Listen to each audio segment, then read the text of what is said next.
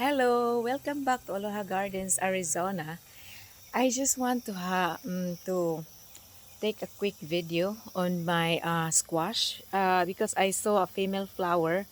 There's a few male flower, and I'm going to do the what's this? The pollination. I'm going to help pollinate the female flower, so it won't be going to get wilted.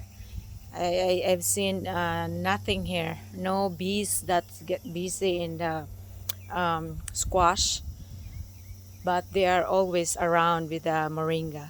So I'll show my squash that survive all through the winter, but growing slowly, and now they're having flowers already. So this is the male flower. This is the male flower.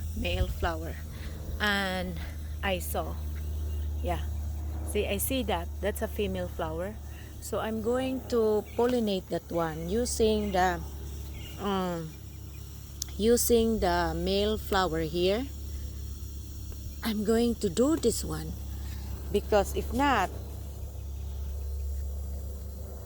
the female, I did not notice this right away before I water, but I will try to use the pollens to brush it on the uh, female female what do you call that, female flower. And let me fix the camera first so you have a view. Oh, what was that? So you have a view of how I'm going to pollinate it, but just simply brush the male flower, this one, the tip of dust have a dust of pollens, and with that dust of pollen, that's what you're going to use to brush into the female, you know, female flower here, because later on in the afternoon this female flower will close to protect this fertilized part of the flower that going to be protected, so it will help the uh, fruit or fruitlet of the squash to develop. So I'm scraping the pollens here, but I'm going to get more male flower to get more pollens. I did not notice that female flower after I spray the water. Now the male flower have, water on it, and it's get wet, but hopefully I can get some of these pollens to get into the part of the, I think this is that they call the stamen of the flower, where you pollinate it. It's the where the to help the fruitlet develop, because if not, that fruit will just be wilted.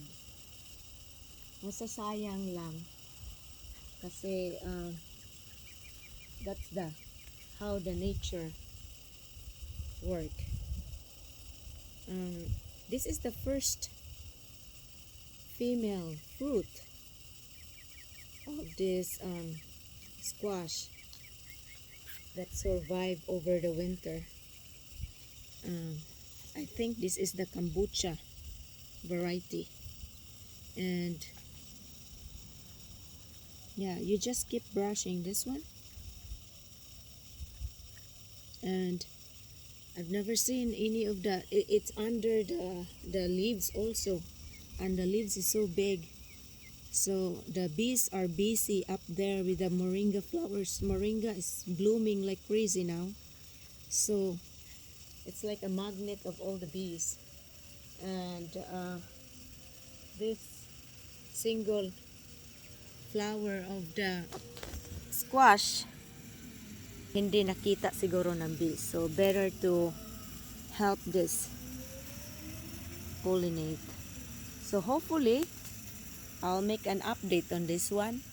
If this one will, develop. Kasi pag hindi yan nag-develop, mag-yellow yung fruitlet. Yung fruitlet na yan, yan ang female flower, no? You know it's a female flower when there's a fruitlet in the bottom of the flower.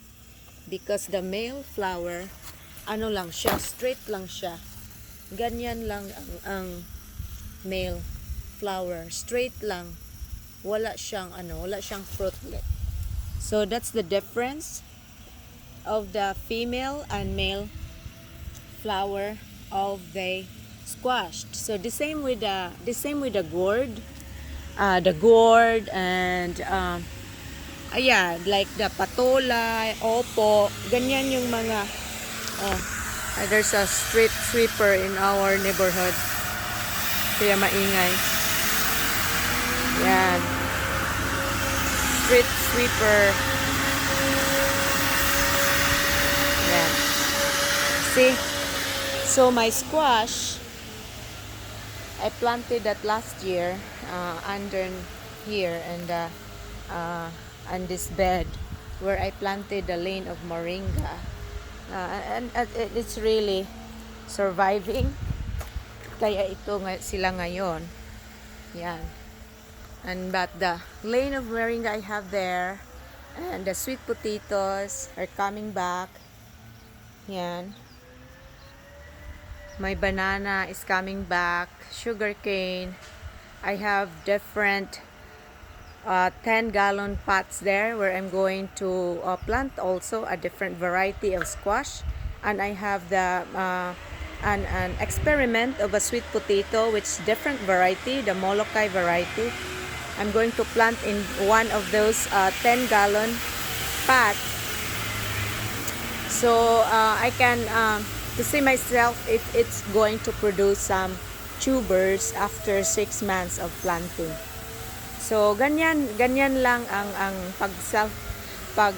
help ng female flower to pollinate, to assess the pollination. Kasi minsan not every time na mayroon talagang bee na maka-pollinate kasi busy sila sa ibang flowers, sa ibang plants, ganyan. So you need to check out, when you do the garden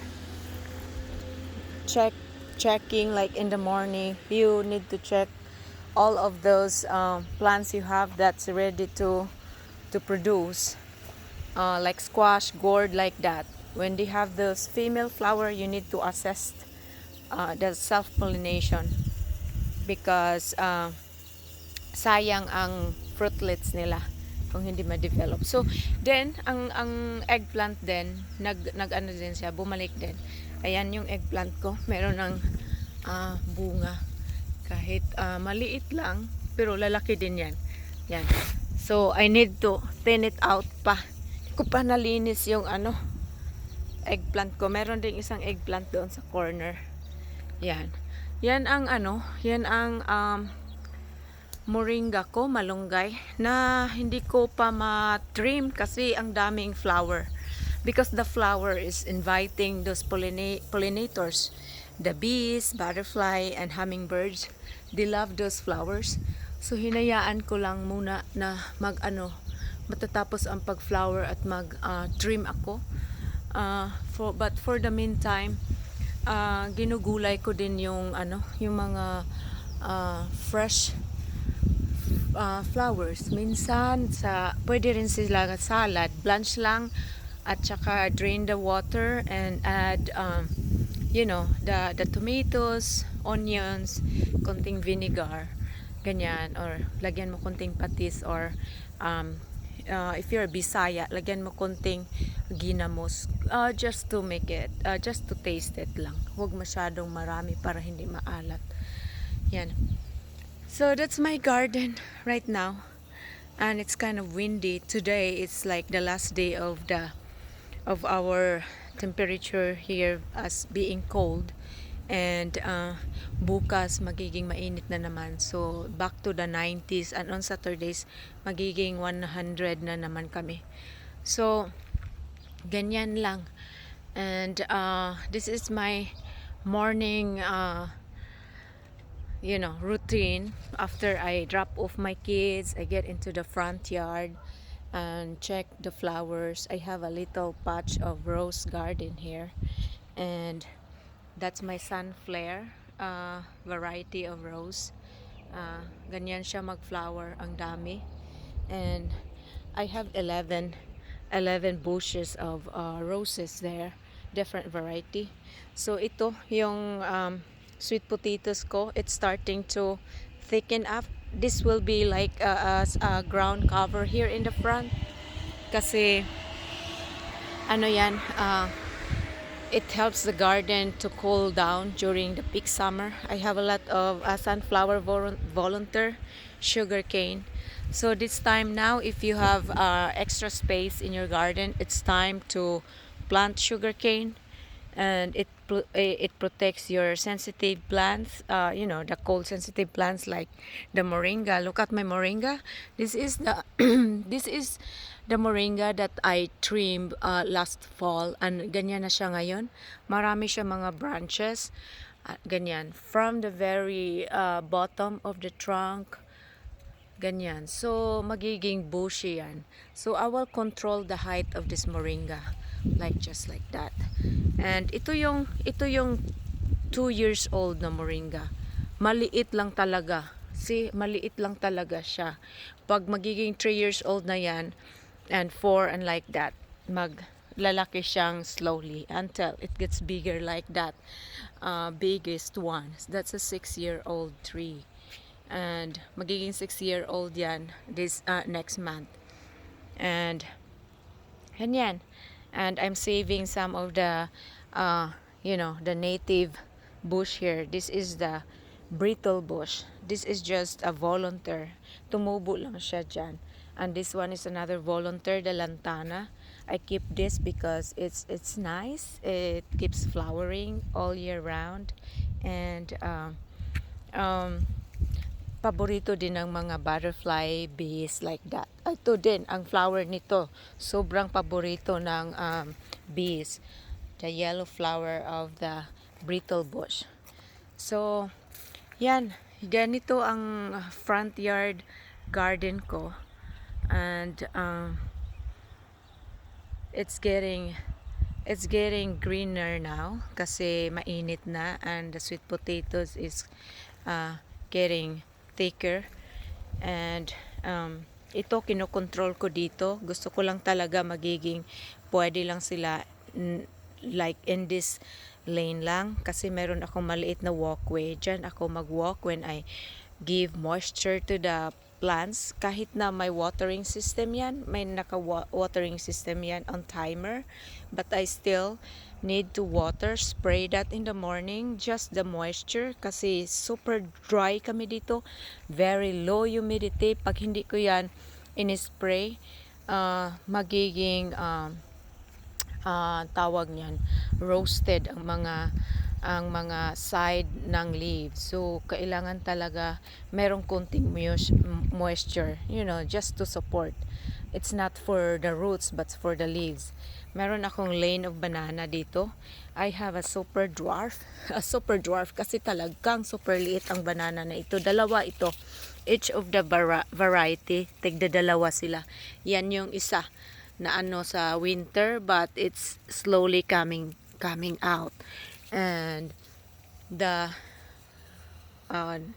regular variety, and I think this one, the other one, is the Indian variety of banana. It's gonna be skinny and tall, but still the leaves can be very useful for cooking. But this one, the trunk of this can be used as, vegetable, can be cooked. And the same with that other variety. But the Indian people from India, they have a recipe for this banana. But I think the Philippines, also the Filipino people, have recipe of banana trunk, but I've never tried that yet. But someday, if I have a lot of bananas already, I will really going to try that recipe. And that's it. Thank you for watching, and you learn something this quick video. Look at me, wala pa akong ano talaga. Kasi kagigaling ko pa mag drop off ng mga bata ko sa school. Okay, have a good day. Bye bye.